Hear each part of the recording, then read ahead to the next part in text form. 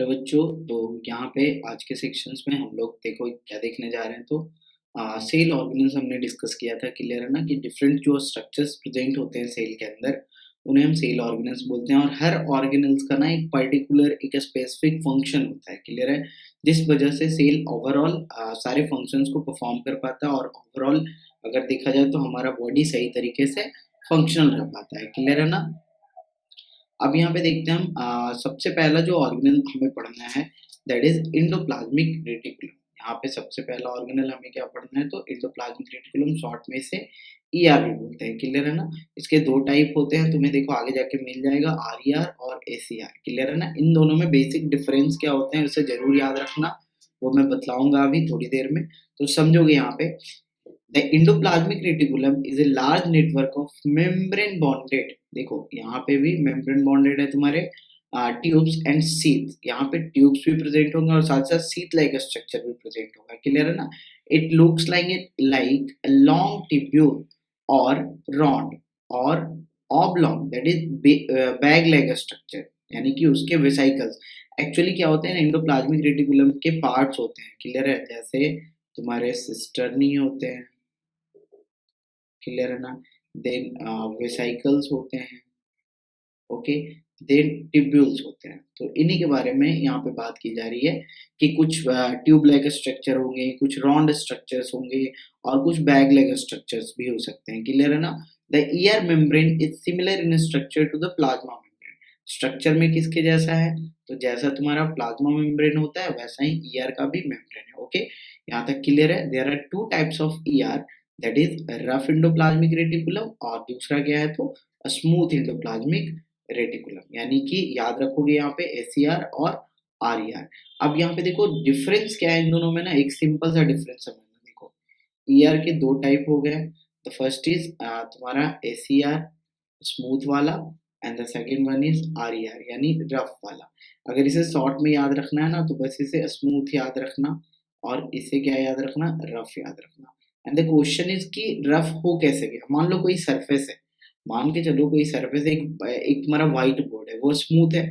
लेकिन अगर मान लो उस पे तुम कोई ग्रीटी सब्सटेंस जैसे कि सैंड वगैरह वो उस पे रगड़ देते हो, क्लियर है ना, चिपका देते हो, तो अब वो सरफेस कैसा हो जाएगा, रफ हो जाएगा ना। सो यहाँ पे भी देखो हुआ क्या कि स्मूथ इंडोप्लाज्मिक रेटिकुलम में ही बेसिकली अगर देखा जाए कि उसमें तुम अगर ऐड कर दो ना राइबोसोम को, तो वो क्या हो जाएगा, रफ हो जाएगा। या फिर यूँ कहो कि रफ वाले से अगर राइबोसोम को हटा दोगे ना तो वो स्मूथ हो जाएगा। तो इसी तरह से यहाँ पे चलता है। Arya looks rough under a microscope, क्यों, तो ये समझना, because it has particles called ribosome. ये पॉइंट याद रखना। ये रफ क्यों दिख रहा है, क्योंकि इसमें राइबोसोम्स अटैच्ड होते हैं to its surface, attached to its surface, okay, इसे जरूर याद रखोगे। The ribosome which are present in all active cells are the site of protein manufacture। Ribosome में भी हम आगे पढ़ेंगे। राइबोसोम तुम्हारे साइटोप्लाज्म में भी होते हैं, ईआर में भी होते हैं, माइटोकॉन्ड्रिया में भी होते हैं, क्लियर है ना। साथ साथ तुम्हारे क्लोरोप्लास्ट में भी होते हैं। तो अलग अलग जगहों पे राइबोसोम के प्रेजेंस देखने को मिलता है। उसके टाइप्स भी होते हैं 70s 80s type of ribosomes, जो कि अलग अलग जगहों पे पाया जाता है। 70s तुम्हारा प्रोकैरियोट्स में होते हैं, 80s तुम्हारा यूकैरियोट्स में होता है। बट यहाँ पे सिंपल सा फिलहाल क्या याद रखना इंडोप्लाज्मिक रेटिकुलम में कि रफ इंडोप्लाज्मिक रेटिकुलम रफ क्यों है, क्योंकि वहां पे क्या प्रेजेंट है, तो राइबोसोम प्रेजेंट है। यहाँ पे क्या प्रेजेंट है, तो राइबोसोम प्रेजेंट है, क्लियर है ना। इसी की वजह से ये क्या है, तो रफ है एक्चुअली, ओके। और यहाँ पे एब्सेंट है इसलिए ये क्या है, तो स्मूथ है। और राइबोसोम में होता क्या है, तो प्रोटीन की मैन्युफैक्चरिंग होती है, बस ये पॉइंट याद रखोगे, क्लियर है ना। आगे देखते हैं। The manufactured proteins are then sent to various places in the cell depending on need। तो देखो जो भी यहाँ पे प्रोटीन्स वगैरह बनेंगे खास करके आरईआर में, क्लियर है ना, रफ वाले में, तो उन्हें सेल के अंदर डिफरेंट जगहों पे पहुंचाया जाएगा जहाँ पे जिसकी जैसी नीड होगी, जैसी रिक्वायरमेंट होगी वहां पे उसको पहुंचाया जाएगा, ट्रांसपोर्ट किया जाएगा using the endoplasmic reticulum. The smooth endoplasmic reticulum, देखना अब ये स्मूथ वाला समझते हो ना, जिसमें राइबोसोम नहीं हो, तो ये क्या बनाएगा, तो याद रखना ये फैट के मॉलिक्यूल्स का मैन्युफैक्चर करता है या फिर लिपिड्स। एक्चुअली दोनों सेम ही चीज है लगभग, केमिकली थोड़े से डिफरेंट होते हैं। ये तुम पढ़ोगे जब बायोमॉलिक्यूल्स पढ़ोगे ना 11th में, वहाँ पे पढ़ोगे बेसिकली कि एक्चुअली ये सभी थोड़े-थोड़े डिफरेंट होते हैं, इम्पोर्टेंट फॉर सेल फंक्शन। तो सेल के फंक्शन को परफॉर्म करने के लिए तो सारे ही चीज़ इम्पोर्टेंट है, तो उसमें से तुम्हारा लिपिड और फैट, लिपिड तुमने पढ़ा भी होगा, याद करो सेल मेम्ब्रेन। सेल मेम्ब्रेन में फॉस्फोलिपिड नहीं पढ़े थे क्या? सेल मेम्ब्रेन में जो तुम्हारा ये स्ट्रक्चर था, हेड और टेल वाला, ये किसका स्ट्रक्चर था? ये फॉस्फोलिपिड का ही तो था। ये हेड था तुम्हारा, ये टेल था तुम्हारा, और बाइलेयर के फॉर्म में अरेंज थे इस तरीके से, याद आ रहा है कुछ? तो ये किसके क्या ये क्या था? लिपिड थे एक्चुअली, क्लियर है ना? जो कि फैट के ही टाइप्स हैं एक्चुअल में।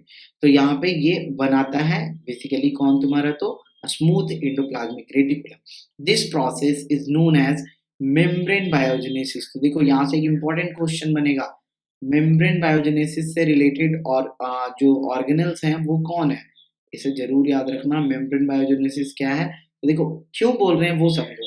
मेम्ब्रेन का मेन जो कंपोनेंट है ना, वो तुम्हारा लिपिड ही है, फॉस्फोलिपिड। तुम्हें अगर सेल मेम्ब्रेन याद हो तो वहां पे मोस्ट ऑफ द फॉस्फोलिपिड ही दिख रहे थे, कुछ कुछ प्रोटीन थे, और कार्बोहाइड्रेट तो काफी कम थे, क्लियर है ना? जो कि ग्लाइकोलिपिड और ग्लाइकोप्रोटीन के फॉर्म में प्रेजेंट था। तो यहाँ पे याद रखना कि मेम्ब्रेन का एक तरह से फॉर्मेशन कर रहा है, बायोजेनेसिस कर रहा है, समझ रहे हो? क्योंकि ये लिपिड बनाने में हेल्प कर रहा है। Okay, so this process is known as membrane biogenesis. Some other proteins are and lipids function as enzymes। और कुछ दूसरे जो प्रोटीन और लिपिड्स होते हैं ना, वो बेसिकली क्या करते हैं, तो एंजाइम्स की तरह भी काम करते हैं हमारे बॉडी में। Although the ER varies greatly in appearance in different cell. अलग अलग सेल में उसका जो शेप है, साइज है, वो क्या होगा, तो मतलब अपीयरेंस में देखने में वो कैसा है, तो डिफरेंट है, लेकिन it always forms a network system. ये हमेशा क्या बनाएगा, तो एक नेटवर्क सिस्टम बनाएगा। तुम देखो यहाँ पे, तुम पिक्चर भी देख सकते हो, यहाँ पे देखो तुम्हें रफ एंडोप्लाज्मिक रेटिकुलम ये देख रहे हो, ये सभी जो ऐसे तुम्हें स्ट्रक्चर्स दिख रहे हैं, क्लियर है ना? सो दीज आर एक्चुअली तुम्हारे ये क्या है, तो एंडोप्लाज्मिक रेटिकुलम है। यहाँ देखो तुम प्लांट सेल में देखो, क्लियरली दिखेगा, यहाँ से यहाँ तक देखो, ये तुम्हें नेटवर्क लाइक स्ट्रक्चर दिख रहा है ना? सो दी आर एक्चुअली एंडोप्लाज्मिक रेटिकुलम। ये देखो इधर भी स्ट्रक्चर्स दिख रहा है ना, ये सारे जो कि न्यूक्लियस से जस्ट निकल रहा है। ओके, सो ये न्यूक्लियस से निकलता है और सेल मेम्ब्रेन की तरफ बढ़ता है एक्चुअली, और इसे हम एक तरह से स्केलेटन भी बोलते हैं इसका, क्योंकि ये ना इसे एक स्ट्रक्चर प्रोवाइड करने में हेल्प करता है।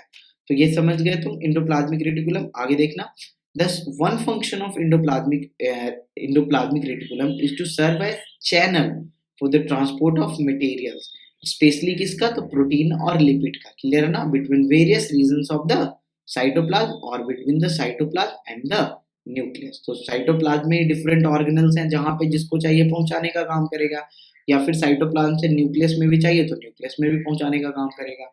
The ER also function as cytoplasmic framework। Important point, cytoplasmic framework, जो मैं अभी स्केलेटन की बात कर रहा था थोड़ी देर पहले, इस surface for some of the biochemical activities. तो ये एक फ्रेमवर्क भी प्रोवाइड कर रहा है, जहाँ पे कि बेसिकली बहुत सारे बायोकेमिकल एक्टिविटीज होते हैं सेल के।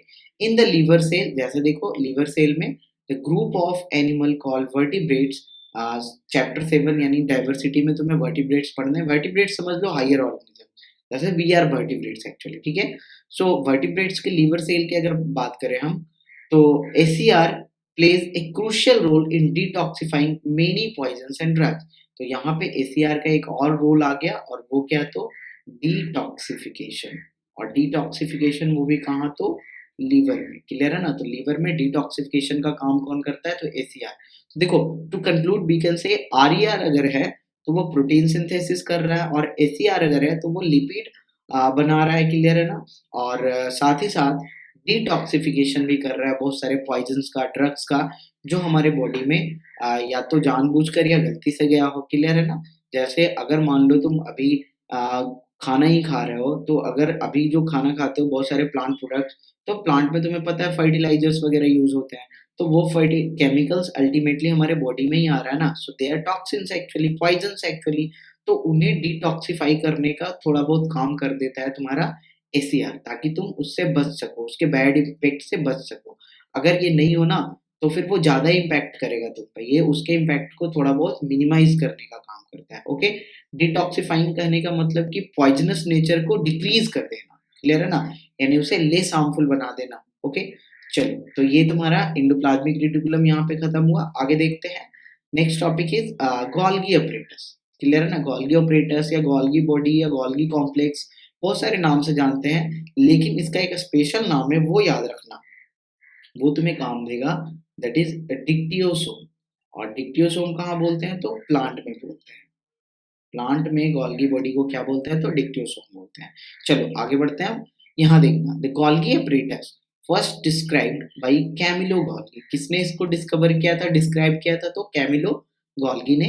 It consist of a system of membrane bonded vesicles, flattened sacs arranged approximately parallel to each other in a stalk called cisterns। यहाँ पे भी देखो 3 पार्ट्स होते हैं इसके भी। यहाँ पे तुम्हारे सिस्टर्नी होते हैं, क्लियर है ना? और यहाँ पे भी कहीं-कहीं तुम्हें वेसिकल्स दिख जाएँगे, क्लियर है ना? सिस्टर्नी वेसिकल्स, और एक तुम्हें वैक्यूल्स दिख जाएँगे, क्लियर है ना? और एक तुम्हें वेसिकल्स भी, चलो लिख ही लो। तो ये तुम्हें पार्ट्स दिखेंगे कहाँ? तो गोल्गी apparatus में। These membrane often have connections with the membranes of ER। अब यहाँ देखो, ER से कनेक्टेड होता है तुम्हारा Golgi body, and therefore constitute another portion of a complex cellular membrane system। तो एक कॉम्प्लेक्स सेलुलर मेम्ब्रेन सिस्टम का पार्ट बनता है, क्लियर है ना? जिसमें तुम्हारा एंडोप्लाज्मिक रेटिकुलम भी आ गया और साथ ही साथ तुम्हारा गोल्गी कॉम्प्लेक्स भी आ गया, क्लियर है? तो ये एक कॉम्प्लेक्स मतलब सेलुलर मेम्ब्रेन सिस्टम का पार्ट है actually. The material synthesised near the ER. ER में क्या-क्या बना था तुम्हें याद करो, तो प्रोटीन्स, लिपिड्स यही सब थे ना, is packaged and dispatched to various targets inside and outside the cell through the Golgi apparatus। तो ये देखो, जो कुछ भी बना ना, वो बेसिकली ट्रांसपोर्ट कर देता है गोल्गी को, और गोल्गी फिर उसका रीपैकेजिंग करके डिफरेंट वेसिकल्स के फॉर्म में, और उसको डिफरेंट जगहों पे डिफरेंट टारगेट और टारगेट साइट्स पे सेल के अंदर ही बात कर रहे हैं, वहां तक पहुंचाने का ये काम कर देता है। Its function include the storage. देखो, ये जरूर याद रखना, स्टोरेज का फंक्शन है। मोडिफिकेशन, देखो मोडिफिकेशन तो चल ही रहा है, क्योंकि तुम्हें बेसिकली यहाँ पे भी तुम्हें राइबोसोम्स दिखेंगे, क्लियर है ना? और जब राइबोसोम्स है तो वहाँ प्रोटीन सिंथेसिस हो भी रहा है, साथ साथ उसका मैचुरेशन भी हो रहा है, मोडिफिकेशन भी हो रहा है। साथ ही साथ देखो, यहाँ पे एक वर्ड यूज किया है एनसीईआरटी ने, पैकेजिंग। तो पैकेजिंग करके वेसिकल्स में ना और डिफरेंट जगहों पे पहुंचाएगा वो।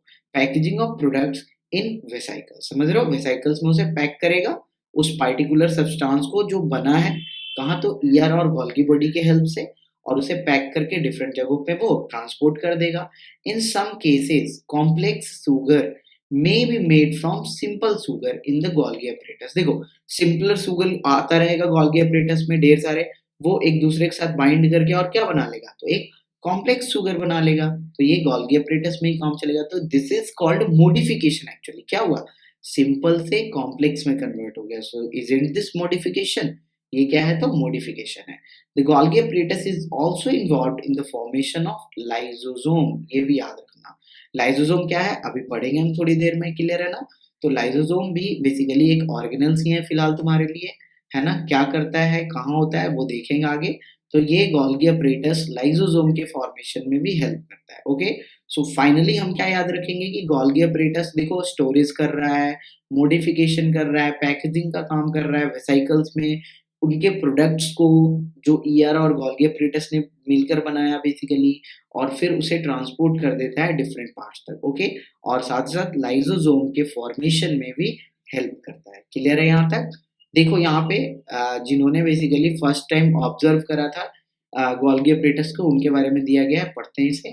Camillo Golgi was born at Corteno near Brescia in 1843। इनकी लाइफ हिस्ट्री है। He studied medicine at the University of Pavia after graduating in 1865। 65 में उनका ग्रेजुएशन हुआ, क्लियर है ना? बर्थ 43 में हुआ था, 65 में ग्रेजुएशन हो गया। He continued to work in Pavia at the Hospital of St. Matthew। वहीं एक हॉस्पिटल में वो काम करते रह गए। At that time, most of his investigations were concerned with the nervous system।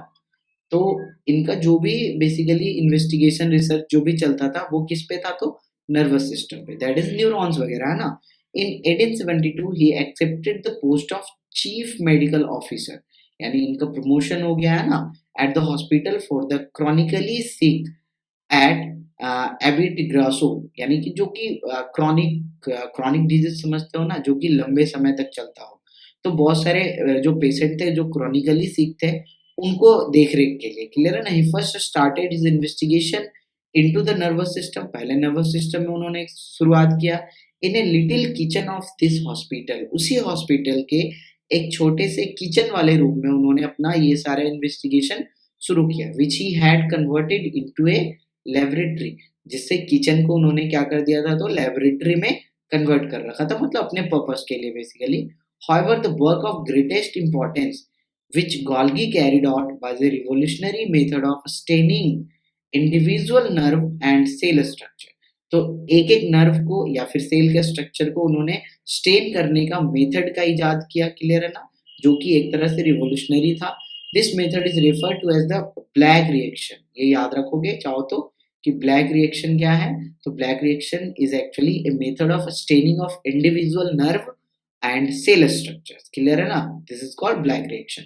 This method uses a weak solution of silver nitrate and is particularly valuable in tracing the processes and most delicate ramification of cell, और cell के अंदर जो कुछ भी problems वगैरह है ना, तो उन्हें यहाँ पे बेसिकली ट्रेस कर सकते हैं, क्लियर है, by the process of black reaction.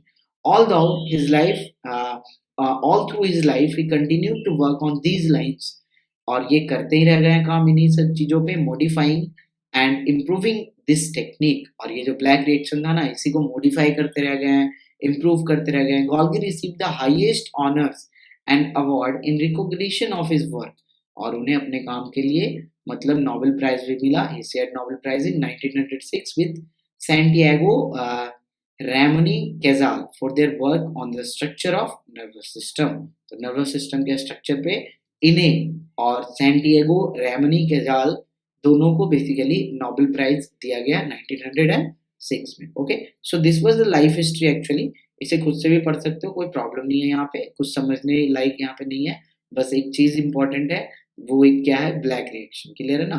Black reaction क्या है, तो मेथड है स्टेनिंग करने का नर्व का या फिर सेल स्ट्रक्चर का। ओके, आगे बढ़ते हैं। Now the next organelle here is lysosome. अगला जो ऑर्गेनल है वो क्या है, लाइसोसोम। अभी अभी हमने देखा कि लाइसोसोम का जो फॉर्मेशन हो रहा है वो कहीं ना कहीं तुम्हारा गोल्गी बॉडी उसमें इन्वॉल्व है, क्लियर है ना। और यहाँ पे समझो, तो अगर तुम ध्यान से देखो ना, तो endoplasmic reticulum, then Golgi body, then lysosome, ये तीनों कनेक्टेड है एक दूसरे से। देखना, structurally lysosomes are membrane bonded sac filled with digestive enzymes, याद रखना है यहाँ पे। These enzymes are made by RER, देख रहे हो किसके द्वारा बना था, तो रफ इंडोप्लाज्मिक। देखो याद करो, रफ इंडोप्लाज्मिक रेटिकुलम में प्रोटीन बन रहा था, और वहां पे एक चीज बताया गया था तुम्हें एनसीईआरटी के द्वारा कि प्रोटीन के हेल्प से हम एंजाइम्स और साथ ही साथ बेसिकली कुछ हार्मोन्स भी बनाते हैं, क्लियर है ना। सो यहाँ पे वो एंजाइम्स भी बन रहा है। Lysosomes are a kind of waste disposal system, याद रखना, वेस्ट डिस्पोजल सिस्टम कौन है हमारे बॉडी का, तो लाइसोसोम, क्लियर है। This help to keep the cell clean by digesting any foreign material as well as worn out cells organelles. मतलब समझो, जैसे एक सेल है, इसके अंदर अगर कोई फॉरेन मटेरियल, फॉरेन पार्टिकल आ जाता है, क्लियर है ना, तो उसे डाइजेस्ट करने का, उसे मारने का काम किसका है, तो लाइसोसोम का है। करेगा क्या, तो वो बाइंड करेगा उसके साथ, और जो अपने अंदर जो बेसिकली वो एंजाइम रखे हुए हैं ना, that is actually hydrolytic enzyme, वो एंजाइम रिलीज कर देगा उस पे, तो वो क्या होगा, मर जाएगा। और अगर मान लो कभी कभी सेल के ही अंदर के कुछ पार्ट्स, ऑर्गेनेल्स वगैरह डैमेज हो गए, तो उन्हें भी डाइजेस्ट करने का काम कर लेगा, वहाँ पार्टिकुलर ऑर्गेनल्स पे वो अपना डाइजेस्टिव एंजाइम निकाल देगा और उसे डाइजेस्ट कर लेगा। और कभी-कभी याद रखना कि पूरा सेल ही मान लो डैमेज हो गया, पूरा सेल ही मर गया, तो उस केस में देखो यहाँ पे एक चीज़ समझना, थोड़ा-सा समझोगे, एक प्लांट सेल, एक एनिमल सेल में डिफरेंस समझते हैं लाइसोसोम के बेसिस पे। तो प्लांट सेल में क्या है, एक प्लांट है, मान लो वो इस तरह से अपराइट खड़ा है, और वो ज़िंदगी भर खड़ा ही है। इस तरीके से देखो, इस तरीके से रूट है और इधर शूट है, इधर ब्रांचेज़ निकले हैं और इसी तरीके से ये प्लांट हमेशा है ज़िंदगी भर। क्या ये यहाँ से चल रहा है क्या? नहीं ना। इसके ब्रांचेज़ क्या नीचे ऊपर हो रहे हैं? नहीं ना, बस थोड़े बहुत मूवमेंट्स हो रहे हैं। लेकिन अगर एक एनिमल की बात करते हैं, अगर मैं अपनी बात करता हूँ, तो आज यहाँ हूँ, कल वहाँ हूँ, कल क्या 1 मिनट के अंदर देखो मूवमेंट्स हो रहे हैं, मैं देखो हाथ मूव कर रहा हूँ। प्लांट नहीं कर सकता है इस तरह से, क्लियर है ना? क्यों नहीं कर सकता है? कारण समझना, प्लांट में जो सेल मरते हैं ना, वो जमा होते चले जाते हैं, क्योंकि वहाँ लाइसोसोम नहीं है, या है भी एक्चुअली तो उनका नंबर कम है, क्लियर है ना? क्योंकि एनसीईआरटी में लाइसोसोम दिखाया है वहाँ पे, लेकिन नंबर उनके कम होते हैं, ओके? लेकिन एनिमल सेल में क्या है कि लाइसोसोम बहुत सारे हैं, तो अगर हमारे अंदर कोई सेल मरता है ना, तो वो जमा नहीं होता है, बल्कि लाइसोसोम वहाँ फट जाता है और वो अपना पूरे साइटोप्लाज्म में फैला देता है अपना एंजाइम और पूरे सेल को ही वो डाइजेस्ट कर लेता है, क्लियर है ना? दैट्स व्हाई हमें ये इतनी फ्लेक्सिबिलिटी मिल रही है, बोल रहे हैं, मसल्स हमारे, है ना? अदरवाइज़ हम भी क्या हो जाएँगे, प्लांट की तरह स्टिफ हो जाएँगे, कड़े हो जाएँगे, हार्ड हो जाएँगे, ठीक है ना? सो देखना, foreign material entering the cell such as bacteria और food as well as old organelles end up in the lysosome, यहीं पे खत्म हो रहा है, which breaks complex substance into simpler substance, जो complex substance को simpler substance में break कर रहा है। डाइजेशन का यही तो definition होता है कि complex को simpler में break करना is called digestion. Lysosomes are able to do this because they contain powerful digestive enzymes capable of breaking down all organic materials. समझ रहे हो? इसमें बहुत ही पावरफुल डाइजेस्टिव एंजाइम्स होते हैं डिफरेंट टाइप के, जो कि जितने भी ऑर्गेनिक मटेरियल है ना हमारे बॉडी में, सभी को ब्रेक कर सकता है। During the disturbance in cellular metabolism, ध्यान से समझना, यहाँ पे इंपॉर्टेंट लाइन है यहाँ से, during the disturbance in cellular metabolism, for example when the cell gets damaged, जब सेल डैमेज हो गया तो क्या होगा, लाइसोसोम में बस्ट, लाइसोसोम फट जाएगा और उसके एंजाइम जो होंगे ना वो साइटोप्लाज्म में फैल जाएगा और ये डाइजेस्ट कर लेगा अपने ही पूरे सेल को, क्लियर है? Therefore lysosomes are known as suicidal bag. Question आएगा, why lysosomes are called suicidal bag? तो वहां पे लिखना होगा तुम्हें कि in case of if any cell is damaged, तो लाइसोसोम बस्ट करेगा, burst itself and spread its digestive enzyme into the cytoplasm, clear है ना? which ultimately digest the own cell, okay? So इस केस में क्या हुआ, अपनी सेल को उसने डाइजेस्ट कर लिया, खुद सुसाइड कर लिया, देख रहे हो, खुद फट गया। So this is called suicidal bag. आगे बढ़ते हैं, the next organelle here is mitochondria, okay? So mitochondria में देखेंगे यहाँ पे, तो अब यहाँ पे देखोगे माइटोकॉन्ड्रिया के बारे में, क्लियर है ना? माइटोकॉन्ड्रिया के बारे में बोला जा रहा है कि they are known as power house of cell, ये सेल का क्या है, तो पावर हाउस है। क्यों बोला जा रहा है? क्योंकि यहाँ पे ना एनर्जी बेसिकली का फॉर्मेशन होता है in the form of ATP, okay? So इसे अभी थोड़ी देर में हम देखेंगे। यहाँ पे आगे बढ़ते हैं। माइटोकॉन्ड्रिया हैव टू मेम्ब्रेन्स, यहाँ पे भी दो मेम्ब्रेन्स है। इससे पहले याद करो कहाँ तुम्हें दो मेम्ब्रेन दिखा था, तो तुम्हें याद होगा न्यूक्लियस में तुम्हें दो मेम्ब्रेन दिखे थे, क्लियर है ना? The outer membrane is porous, याद रखना है इसे तुम्हें। आउटर मेम्ब्रेन कैसा होगा, पोरस होगा। दैट मीन्स उसमें छोटे छोटे मतलब होल्स प्रेजेंट होंगे। पोरस करने का मतलब जैसे ये मेम्ब्रेन है और इसमें ना इस तरह से छोटे छोटे होल्स प्रेजेंट है, मान के चलो। सो अब ये क्या हो गया, पोरस हो गया। While the inner membrane is deeply folded, अंदर का जो मेम्ब्रेन होगा ना वो बिल्कुल ही फोल्डेड होगा। इस तरीके से स्ट्रक्चर होता है तुम्हारा माइटोकॉन्ड्रिया का। देखो ये मान लो बेसिकली बाहर वाला मेम्ब्रेन है, ओके? और अंदर वाला मेम्ब्रेन तुम्हारा कुछ इस तरीके से होगा, अंदर की ओर ना इस तरीके से, मतलब ये मैंने ज़्यादा बना दिया, चलो कोई नहीं। इस तरीके से अंदर की ओर ऐसे फोल्डेड फॉर्म में होगा, ओके? सो ये इस तरीके से तुम्हें फोल्डेड फॉर्म में दिखेंगे। आ रहा है समझ में? तो अंदर के मेम्ब्रेन फोल्डेड होंगे और बाहर के मेम्ब्रेन में छोटे छोटे पोर्स प्रेजेंट होंगे, ये याद रखोगे, okay? This force increases surface area for ATP generating channels reaction. ये देखो यहाँ पे अगर मान लो ये फोल्डिंग नहीं होती तो सिंपली इस तरीके से हो जाता, लेकिन ये फोल्डिंग होने की वजह से अगर तुम इसे फैलाओगे तो अब ये इससे बड़ा हो जाएगा ना। दैट मीन्स सरफेस एरिया यहाँ पे क्या हो गया, बढ़ चुका है। और सरफेस एरिया बढ़ गया, दैट मीन्स यहाँ पे जो रिएक्शंस जिससे कि एटीपी का फॉर्मेशन होता है, वो रिएक्शन का बेसिकली रेट भी क्या होगा, बढ़ जाएगा। यानी उसका जो अमाउंट है वो भी बढ़ जाएगा, तो ज़्यादा एटीपी का जनरेशन होगा यहाँ पे, ओके?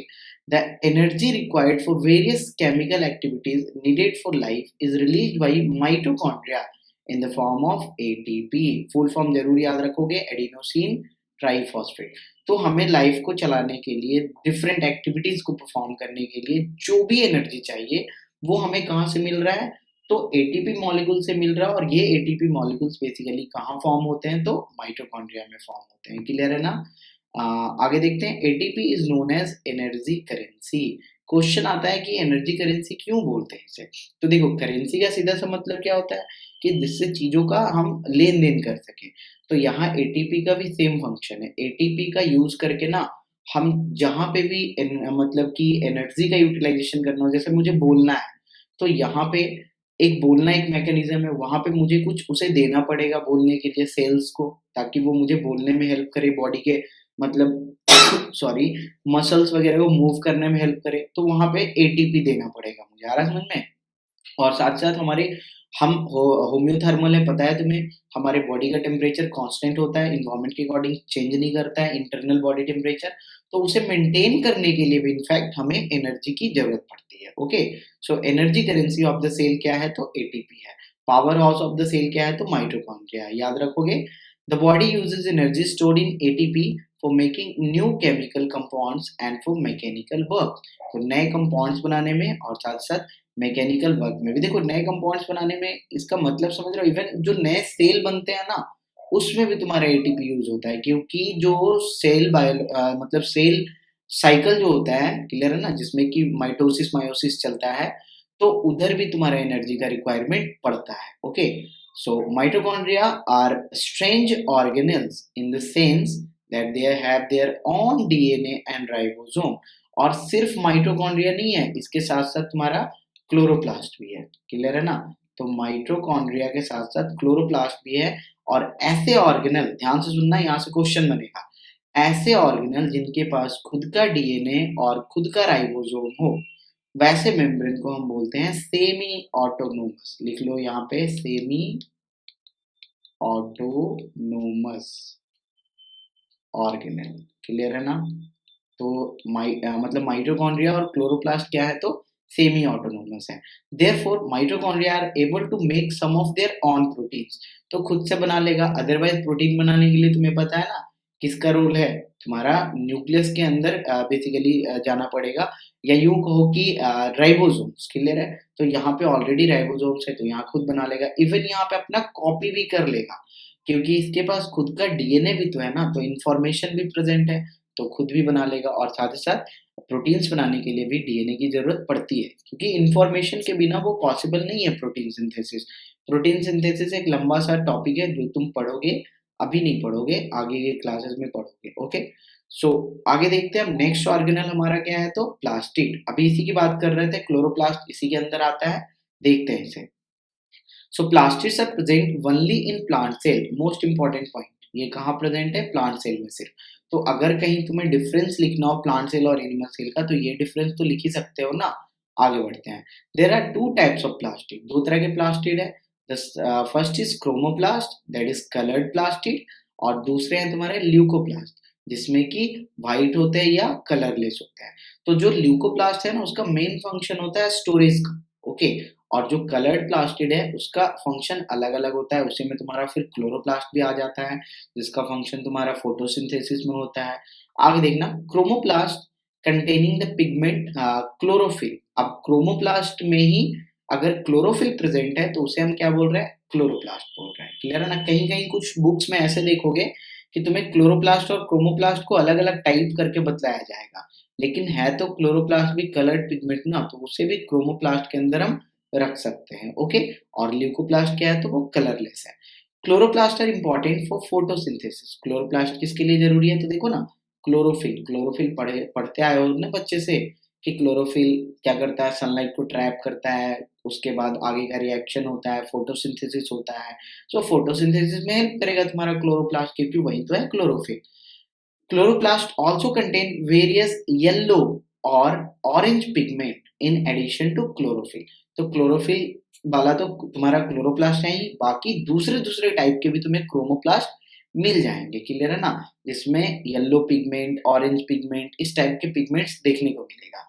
और ल्यूकोप्लास्ट क्या है, तो leucoplast are the primary organelle in which materials such as starch, oil, protein granules etc are stored. तो ये सारे जो न्यूट्रिएंट्स है ना, स्टार्च, वाइल, प्रोटीन्स, इन सबको स्टोर किया जाता है तुम्हारे ल्यूकोप्लास्ट में। ओके, आगे देखना, the internal organization of chloroplast consists of numerous membrane layer embedded in a material called the stroma। तो प्लास्टिड्स के अंदर क्या है, इंटरनल ऑर्गेनाइजेशन अगर देखो क्लोरोप्लास्ट के, तो उसमें ढेर सारे मेम्ब्रेनस लेयर हैं basically embedded in a material, एक मटेरियल में, दैट इज कॉल्ड स्ट्रोमा। देखो मैं बना के दिखाता हूँ, इस तरह से मान के चलो ये इनर मेम्ब्रेन है और ये तुम्हारा आउटर मेम्ब्रेन है, क्लियर है ना, तो ये हो गया।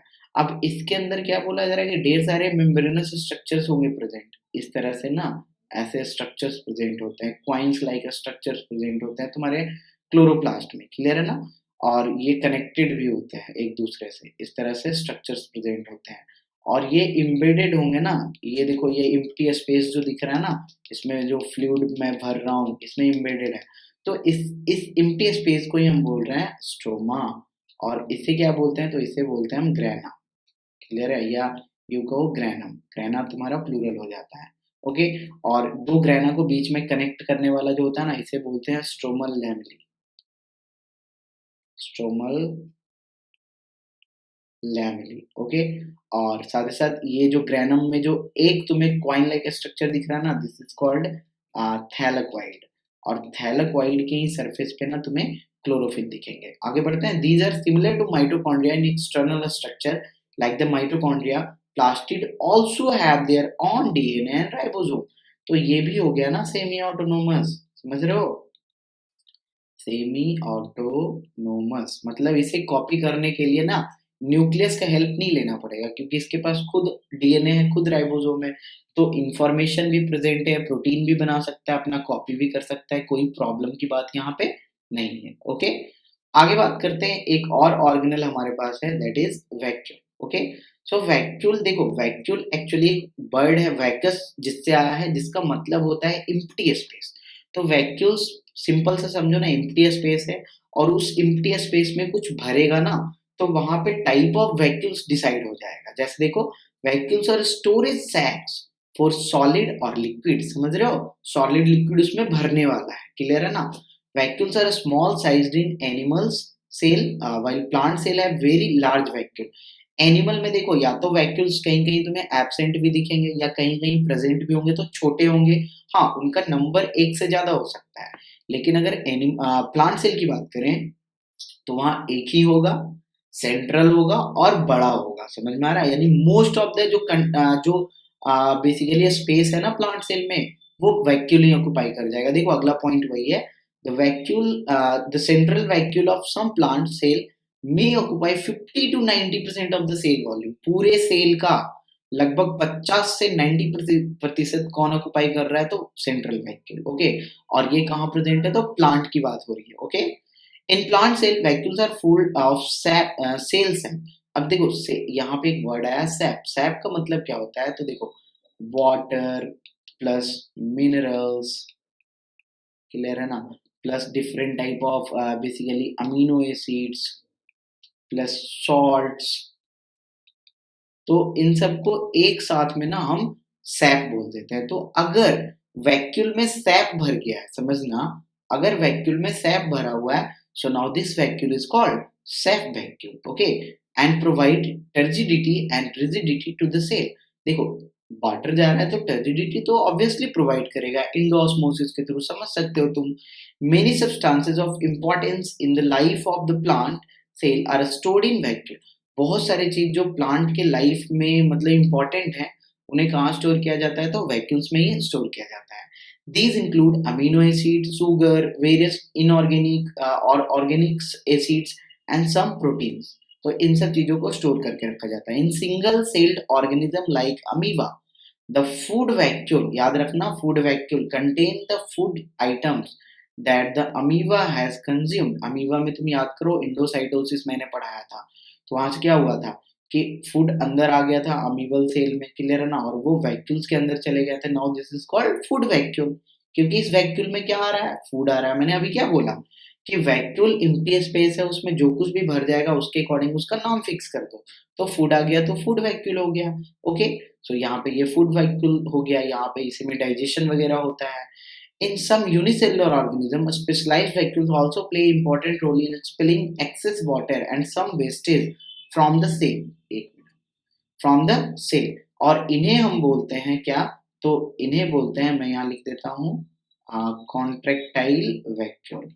इन्हें क्या बोलते हैं, तो कॉन्ट्रेक्टाइल वैक्यूल बोलते हैं। ओके, ये कॉन्ट्रैक्शन एक्सपेंशन करता है बेसिकली, जिसकी वजह से एक्सेस वाटर वगैरह को और वेस्ट वगैरह को अपने सराउंडिंग में रिलीज किया जाता है। क्लियर है ना, ये तुम्हारा पैरामीशियम के केस में देख सकते हो, अमीबा के केस में भी तुम्हें देखने को मिल जाएगा। ओके, आगे बढ़ते हैं। तो यहाँ वैक्यूल हो गया। Each cell thus acquires its structure and ability to function because of the organization of its membrane and organelles in specific ways। देखो, हर सेल अपना एक स्ट्रक्चर और एक फंक्शन, यानी फंक्शन करने की एबिलिटी को अटेन करता है। कैसे, क्योंकि उसके डिफरेंट जो पार्ट्स है ना, वो ऑर्गेनाइज्ड हैं, वो सही तरीके से ऑर्गेनाइज्ड हैं। उसमें मेम्ब्रेन्स है और साथ साथ ऑर्गेनल्स है। मेन चीज तो यही है, मेम्ब्रेन्स है और डिफरेंट टाइप के स्ट्रक्चर्स है उसके अंदर present. Okay, the cell thus has a basic structural organisation, और इसीलिए सेल का एक बेसिक स्ट्रक्चरल ऑर्गेनाइजेशन है। किसकी वजह से, तो उसके मेम्ब्रेन, उसके ऑर्गेनल्स की वजह से। This helps the cell to perform functions like respiration, obtaining nutrition and clearing of waste material. देखो, रेस्पिरेशन में किसकी बात हो रही होगी, माइटोकॉन्ड्रिया की। न्यूट्रिशन के लिए किसकी बात हो रही होगी, तो न्यूट्रिशन में तुम्हारा डिफरेंट रिएक्शंस हो रहे होंगे, जैसे कि अगर न्यूट्रिशन बात करते हैं ऑटोट्रॉफिक की, तो क्लोरोप्लास्ट का बात हो रहा होगा कहीं ना कहीं, और अगर हेटरोट्रॉफिक की बात कर रहे होंगे तो वहाँ पे बेसिकली एक्स्ट्रा सेलुलर होता है, सेल के बाहर ही होता है, क्योंकि इंजाइम रिलीज करते हैं वहाँ पे, है ना। और फिर जो न्यूट्रिएंट्स अंदर जाता है उसका फिर ब्रेक डाउन होता है, तब जाके एनर्जी बनता है माइटोकॉन्ड्रिया में। क्लियर है ना, और साथ साथ वेस्ट मटेरियल का रिमूवल भी, या फिर नए प्रोटीन के बनाने का फंक्शन। तो ये सभी कुछ चलता रहता है हर एक सेल में। Thus, the cell is the fundamental structural unit of living organism। तो इसीलिए क्या है, ये फंडामेंटल का मतलब समझ रहे हो, कि सभी जगह प्रेजेंट होगा, जहां भी लाइफ है ना वहां सेल है, सीधा सा जानो। So that's why fundamental structure unit of living organism. It is also the basic functional unit of life. कैसे, तो देखो, अगर कोई भी फंक्शन को तुम ले लो, जैसे मैं बोल रहा हूँ, तो मैं तभी बोल पा रहा हूँ ना जब मेरे सेल के अंदर रिएक्शंस हो रहे होंगे, अदरवाइज मैं बोल नहीं पाता। जैसे मेरे मसल्स कॉन्ट्रैक्ट कर रहे होंगे तभी तो मैं बोल पा रहा हूँ ना, मूवमेंट्स हो रहा है ना। So that's why basic functional unit भी है तुम्हारा सेल। अब यहाँ पे देखो, एक एक्स्ट्रा टॉपिक इस एनसीईआरटी ने ऐड किया यहाँ पे, सेल डिवीजन। सेल डिवीजन वैसे यहाँ पे कुछ बतलाया नहीं गया तुम्हें ज्यादा करके, सीधा सा सिंपल सा समझाना है बस। माइटोसिस और मियोसिस में डिफरेंस तो समझोगे, बाकी सेल डिवीजन तुम्हें 11th क्लास में डिटेल में पढ़ने को मिलेगा। क्लियर है ना। New cells are formed in organism in order to grow, to replace the old one, dead and injured one. जो पुराने हो गए हैं, जो मर गए हैं, जो इंजर्ड हो गए हैं, उन्हें रिप्लेस करना है और साथ साथ ग्रो भी करना है। तो इन सभी के लिए क्या चाहिए, तो नए सेल्स का फॉर्मेशन होता रहना चाहिए। एंड टू फॉर्म गैमेट्स, ध्यान से देखना है, गैमेट्स क्या है, gametes special type of cell है जो कि रिप्रोडक्शन में पार्टिसिपेट करता है, required for reproduction. This process by which new cells are made is called cell division. तो सेल डिवीजन क्या हो गया, वैसा प्रोसेस जिससे नए सेल्स बनेंगे। अब यहाँ पे दो तरह के सेल डिवीजन है, the first is mitosis and the second one is meiosis. Meiosis हमेशा याद रखना गैमेट बनाने में हेल्प होता है। क्लियर है ना। और माइटोसिस क्या होगा, तो नॉर्मल सेल डिवीजन जो चल रहा है ना, वो माइटोसिस चल रहा है। यानी गैमेट्स को छोड़कर बाकी जितने भी सेल बन रहे हैं वो तुम्हारे माइटोसिस से बन रहा है। तो process of cell division by which most of the cells, समझ रहे हो, क्योंकि गैमेट वाले को छोड़कर, क्लियर है ना, most of the cell divide for growth, किसके लिए, तो ग्रोथ के लिए, इज कॉल्ड माइटोसिस। इसे क्या बोलेंगे, तो माइटोसिस बोलेंगे। In this process each cell called mother cell divides to form two identical daughter cells. यानी मदर सेल डिवाइड करते हैं और यहाँ पे दो आइडेंटिकल डॉटर सेल्स बनते हैं। जैसे यहाँ पे तुम देख रहे होगे ये जो स्ट्रक्चर होता है डिप्लॉइड कहलाता है, ये भी स्ट्रक्चर तुम्हारा डिप्लॉइड और ये भी डिप्लॉइड, तो आइडेंटिकल से यहाँ पे बने ना बेसिकली। और ये डिप्लॉइड का मतलब समझ लोगे थोड़ा-सा, जो डिप्लॉइड अब मैं बोल रहा हूँ उसका मतलब कि क्रोमोसोम पेयर में प्रेज़ेंट होंगे, क्लियर है ना? और अगर यही मैं हैप्लॉइड टर्म यूज़ करूँ, तो समझ लेना कि क्रोमोसोम क्या है, तो क्रोमोसोम सिंगल है, जो कि अभी थोड़ी देर में मैं यूज़ करूँगा जब मेयोसिस पढ़ाऊँगा, ओके? तो यहाँ पे समझो फिगर दे रखा है 5.7 किसका, तो माइटोसिस का। The daughter cells, important point है, इसे मार्क करोगे, the daughter cells have the same number of chromosome as that of mother cells, समझ रहे हो? It helps in growth, growth में हेल्प करेगा और साथ-साथ रिपेयर में हेल्प करेगा टिश्यू के ऑर्गेनिज़्म में, ओके? सो अगर पूछा जाए कि ग्रोथ किसकी वजह से हो रहा है, so that is because of mitosis, क्योंकि माइटोसिस से नंबर ऑफ सेल बढ़ रहा है और नंबर ऑफ सेल बढ़ रहा है, दैट मीन्स कि ग्रोथ हो रहा है, क्लियर है ना? इसके बाद देखते हैं specific cells of reproductive organs or tissue in animals and plants divide two form gametes, यानी स्पेसिफिक सेल्स होते हैं जो रिप्रोडक्टिव ऑर्गन्स के बेसिकली होते हैं या टिश्यू के होते हैं। जैसे अगर ह्यूमन की बात करो ना, तो ह्यूमन के जो टेस्टिस होते हैं, टेस्टिस के अंदर तुम्हारे सेमिनिफेरस ट्यूब्यूल्स होते हैं, वहाँ पे चलता है तुम्हारा मेयोसिस वाला प्रोसेस, क्लियर है ना? उस तरह प्लांट्स में भी होते हैं जहाँ पॉलन ग्रेन्स बन रहा हो या जहाँ ओव्यूल बन रहा हो, क्लियर है ना? Which after fertilisation give rise to offspring. और यही सेल, ये जो गैमेट बन रहे हैं ना, जो स्पेशल टाइप ऑफ सेल बन रहे हैं, यही जब फर्टिलाइजेशन होगा यानी आपस में मिक्स करेंगे तो ऑफस्प्रिंग प्रोड्यूस करेंगे by sexual reproduction. Actually gamete का फॉर्मेशन सिर्फ सेक्सुअल रिप्रोडक्शन में ही होता है, याद रखना। They divide by different process, तो यहाँ पे जो सेल डिवीजन होता है ये एक अलग प्रोसेस चलता है and this is called meiosis. Meiosis में क्या होता है, तो दो कंसेक्यूटिव डिविजन्स होते हैं, देख रहे हो यहाँ पहला डिवीजन और यहाँ ये देखो दूसरा डिवीजन, पहला डिवीजन और दूसरा डिवीजन। पहले डिवीजन में तुम्हारा कॉपी हो जाता है, दूसरे डिवीजन में तुम्हारा रिडक्शन हो जाता है, क्रोमोसोम का नंबर हाफ हो जाता है। तो यहाँ ध्यान देना, when a cell divides by meiosis it produces 4 new cells instead of just 2। पहले तुम्हारे 2 सेल बन रहे थे माइटोसिस में, लेकिन यहाँ क्या होंगे, तो 4 सेल बनेंगे। Figure 5.8, the new cells only have, important point है, the new cells only have half the number of chromosomes that then that of the mother cell. Mother cell के मुकाबले यहाँ पे क्या होगा, तो हाफ होगा क्रोमोसोम, क्लियर है ना?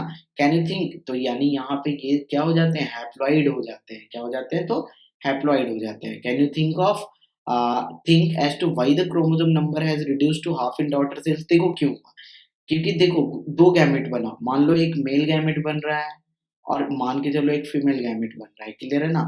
तो मेल गैमेट भी देखो हैप्लॉइड हो गया और फीमेल गैमेट भी हैप्लॉइड हो गया, फिर जब ये मिक्स होंगे तो फिर से डिप्लॉइड ही हो जाएगा ना। तो किसी भी ऑर्गेनिज्म में नंबर ऑफ क्रोमोसोम जो है ना वो हमेशा कांस्टेंट बना रहेगा, क्लियर है? क्योंकि अगर ऐसा नहीं हुआ तो फिर पता है क्या होगा, अगले जनरेशन में 4n फिर 8n फिर 16n ऐसे बढ़ता चला जाएगा और एक समय ऐसा आएगा कि मतलब सिर्फ क्रोमोसोम ही क्रोमोसोम होंगे इस अर्थ पे, ओके?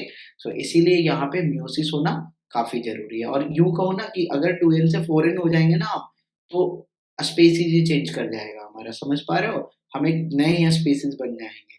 तो किसी भी स्पेसीज़ का जो कंटिन्यूएशन है, अगर सेक्सुअल रिप्रोडक्शन की बात कर रहे हैं तो that is only because of कि मेयोसिस हो रहा है। और मेयोसिस में एक चीज़ और याद रखना कि मेयोसिस जहाँ होता है वहाँ वेरिएशंस होते हैं। मेयोसिस जहाँ होता है वहाँ क्या होते हैं, वेरिएशंस होते हैं और वेरिएशंस की वजह से ही बेसिकली तुम्हारा इवोल्यूशन होता है। मतलब कि मेयोसिस होना ज़्यादा बेटर है किसी के सर्वाइवल के लिए, स्पेसीज़ के सर्वाइवल के लिए, ऑर्गेनिज़्म की नहीं, स्पेसीज़ की, उसके पूरे स्पेसीज़ की। अगर मान लो कोई ऑर्गेनिज़्म है जिसमें मतलब कि सेक्सुअल रिप्रोडक्शन हो ही नहीं रहा है, सिर्फ़ एसेक्सुअल हो रहा है, तो उसके एक्सटिंक्शन के चांसेस ज़्यादा बनते हैं एज़ कम्पेयर टू कि जिसमें मेयोसिस हो रहा है, जिसमें सेक्सुअल रिप्रोडक्शन हो रहा है, क्लियर है ना? तुमने रिप्रोडक्शन में भी ये सारी बातें पढ़ी होगी। तो यहाँ तक हमने ये चैप्टर कंप्लीट किया। इस चैप्टर का जो तुम्हारा इन टेक्स्ट क्वेश्चंस हैं एनसीईआरटी के, वो मैं करवा दूँगा नेक्स्ट सेक्शन में। चलो तब तक के लिए बाय, टेक केयर।